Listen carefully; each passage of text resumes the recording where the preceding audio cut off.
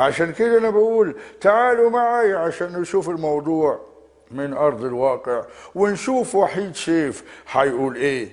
اسكت ولا كلمة. ايه ده؟ ايه ده يا سيد؟ عينك كده، عينك تاخد مني دور البطولة في مسلسل البراري والحمول؟ حرام عليك.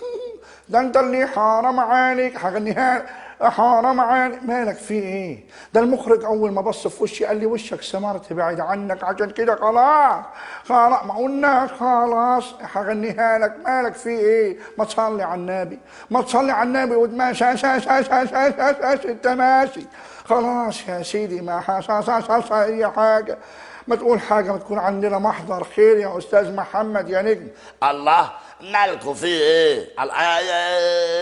ايه ده؟ اسف لو لحظه شويه، اصل انا حطت اسمه ده على الفايبريشن. الو يا راجل، بقى انت عايش في عذاب؟ يعني مش في شقه، يعني عذاب هوتيل، عذاب سويت. بقول لك حل كده، طلقها واخلص. ايوه اصل انا عندي لقاء على الهوا وخايف لاخد برد. خلاص بقى، يلا استبينا. اسف حضرات المشاهدين، دي حاجه امرجنسي كده وراحت لحالها، عشان كده انا بقول خلاص بقى ما فيش داعي للمشاكل يا استاذ وحيد، ويا ما تقول حاجه يا استاذ محمود يا عبد العزيز. الله، لا حول ايه ولا عيد ايه، المسألة ما هي باينة زي الشمس. لا يمكن في يوم من الأيام أسمح لفنانين اتنين كوميديان إنهم يتخانقوا. ولا رأيك إيه يا أستاذ محمد يا رضا؟ أهلا وسهلا بكم أيها الإخوة والأخوات في برنامج جود مورنينج يا عربس.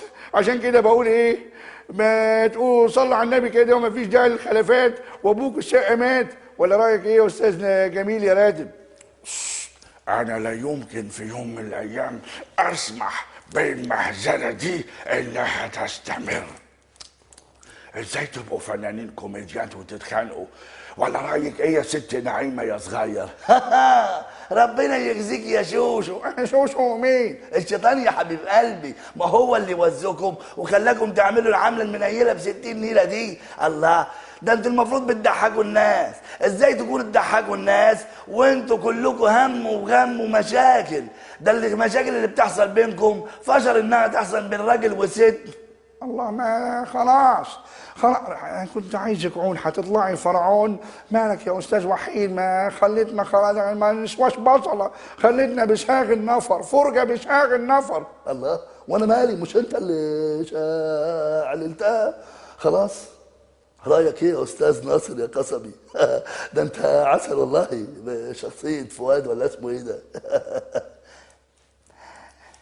ايش الكلام هذا يا جماعه؟ احنا في موقف مثل هذا المفروض كلنا نتوحد. اي مشاكل وي انا ابغى الموضوع يصير سموث جميل.